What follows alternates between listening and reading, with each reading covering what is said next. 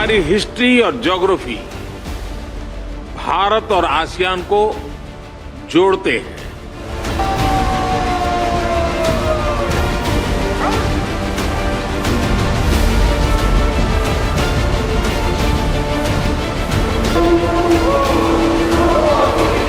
इक्कीसवीं सदी एशिया की सदी है, हम सबकी सदी है।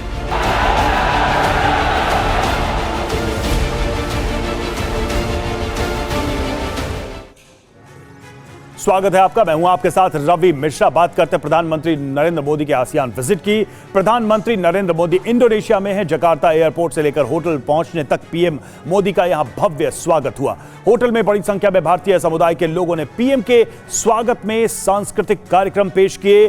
प्रधानमंत्री ने यहां लोगों से मुलाकात की। इसके बाद पीएम ने आसियान भारत सम्मेलन में भाग लिया। सम्मेलन स्थल पर उनकी ग्रैंड एंट्री हुई। पीएम मोदी ने आसियान सम्मेलन में शामिल नेताओं के साथ अलग अंदाज में फोटो खिंचवाया। आसियान भारत सम्मेलन में शिरकत करते हुए पीएम मोदी ने वसुधैव कुटुंबकम की बात दोहराई।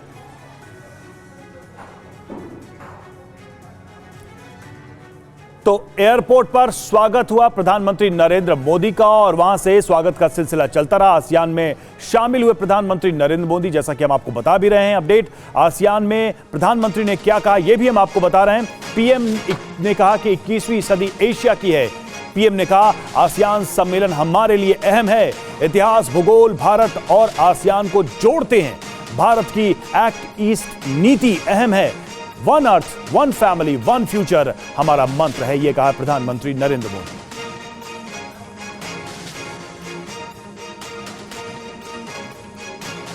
21वीं सदी एशिया की सदी है, हम सबकी सदी है। इसके लिए आवश्यक है कि हम एक rules based post Covid world order का निर्माण और मानव कल्याण के लिए सबका प्रयास, फ्री और ओपन इंडो पैसिफिक की प्रगति में और ग्लोबल साउथ की आवाज को बुलंद करने में हम सबके साझे हित है। मुझे विश्वास है कि आज हमारी बातचीत से भारत और आसियान क्षेत्र के भावी भविष्य को और सुदृढ़ बनाने के लिए नए संकल्प लिए जाएंगे। आज वैश्विक अनिश्चितताओं के माहौल में भी हर क्षेत्र में हमारे आपसी सहयोग में लगातार प्रगति हो रही है। यह हमारे संबंधों की ताकत और रेजिलियंस का प्रमाण है। इस वर्ष की आसियान समिट की थीम है ASEAN matters, epicentrum of growth. ASEAN matters क्योंकि यहां सभी की आवाज सुनी जाती है और ASEAN is epicentrum of growth क्योंकि वैश्विक विकास में आसियान क्षेत्र की अहम भूमिका है। वसुधैव कुटुंबकम, one earth, one family, one future की यही भावना भारत की G20 अध्यक्षता की भी थीम है।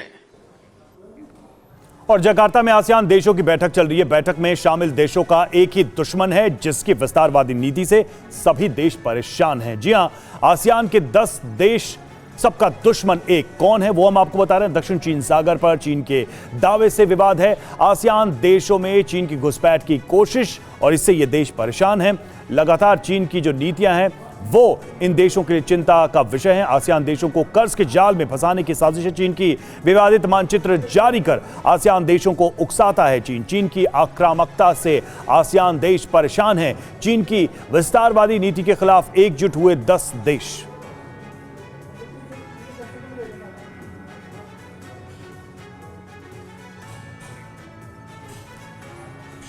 और जकार्ता में पीएम के पहुंचने पर लोगों ने उनका जबरदस्त स्वागत किया। देखते हैं क्या कहना है लोगों का। हमें बहुत अच्छा लग रहा है और हम लोग बहुत खुश है कि हम लोग उनसे मिल पाए। और मोदी जी हमारे भारत देश की शान है, मान है, अभिमान है और हम सबकी जान है। मोदी जी से मिलके ऐसा लगा जैसे मंदिर में आ गए और भगवान जी के दर्शन कर लिए।